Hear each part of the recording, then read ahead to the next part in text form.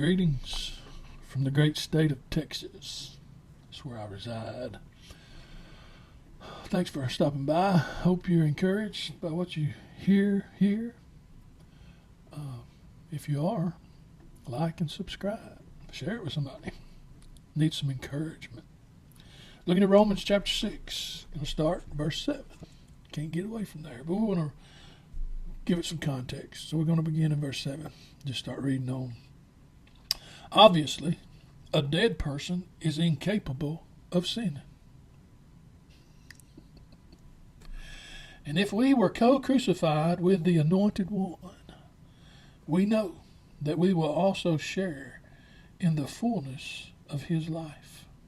And we know that since the Anointed One has been raised from the dead to die no more, his resurrection life has vanquished death, and its power over him is finished. Now, he asks a question the way that it's rendered here. I'd have to look it up in the original to see if it's... but the if, it doesn't carry the iffiness or the conditionality that we might understand it in our modern times. My understanding of what this means is since we were co-crucified with Christ. And all you got to do is back up a few verses and you find he's already said that. Let's look at, verse 3. Verse 3? He says, or have you forgotten that all of us who were immersed into union with Jesus, the Anointed One, were immersed into union with his death? Have you forgotten? Now, don't mess up these verses and let the religious ideas of baptism and immersion and all that, washing of water and all that, don't let all that cloudy the waters. Don't let it muddy the waters. Let it be crystal clear what Paul is saying here. That we, because Jesus is the last Adam, because Jesus, that one man through whom righteousness came, by the obedience of one, we were included in him. That's what he's saying. He says that we died with him. I think in a previous video I mentioned the Galatians 2:20. I mean, it's a commentary on this verse about Paul just helping us understand what he's saying over here. I have been crucified with Christ. Well, when was Christ crucified?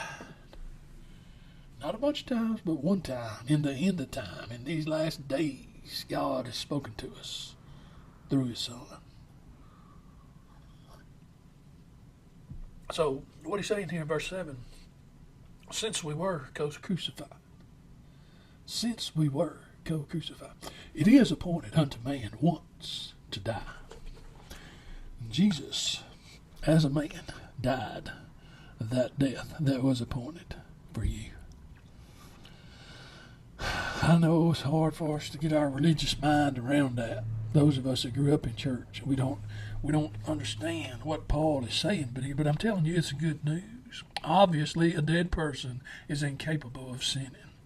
And since we were co-crucified with the Anointed One, we know that we will also share in the fullness of his life. Listen, verse 4, I'm just back up reading again. Sharing in his death by our baptism, or our immersion, or our identification in Christ, our inclusion in Christ, our being united in Christ, our union with Christ. How'd that union come about?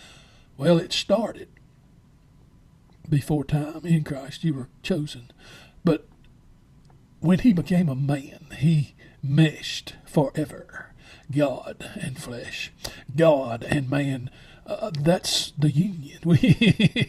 We're included because he became incarnate. He became one of us, what we are. It says sharing in his death by our immersion means that we were co-buried with him, so that when the Father's glory raised Christ from the dead, we were also raised with him. What did he say? When the Father's glory raised Christ from the dead. we were also raised with him. We have been co-resurrected with him. So that's just what he's saying in verse 8. He's just developing, turning it this way, saying it this way, saying it another way. He's developing this same theme that we were in Christ when he died and was buried and arose, and we're included. Verse 8, and we know that since the Anointed One, now here's what I want to read. We know that we will also share in the fullness of his life. And we know that since the Anointed One has been raised from the dead to die no more, his resurrection life has vanquished death. And his power, its power over him is finished. For by his sacrifice he died to sin's power once and for all. But he now lives continuously for the Father's pleasure.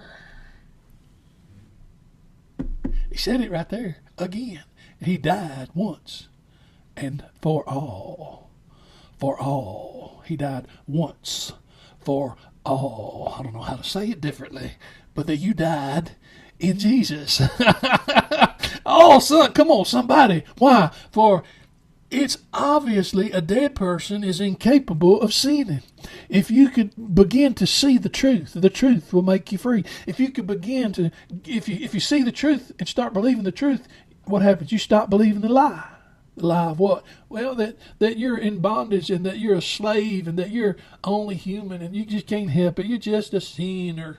Well, I'm telling you, your sin and that sin in Adam and the humanity, that flesh, it all got nailed to a cross in Jesus. And you died. You died. This is such good news. Listen to what he says. His resurrection life has vanquished death, and its power over him is finished. For by his sacrifice he died to sin's power once and for all. But he now lives continuously for the Father's pleasure. Now listen, this one little word, so. That's the next word, so.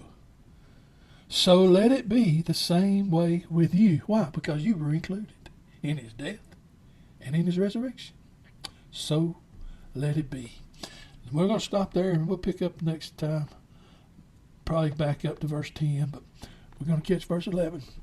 Romans chapter 6. Thank y'all. Bless you. I pray the Lord bless you and keep you, his face shine upon you, that you would awaken to an understanding of what God has done for you in Christ. Y'all be blessed.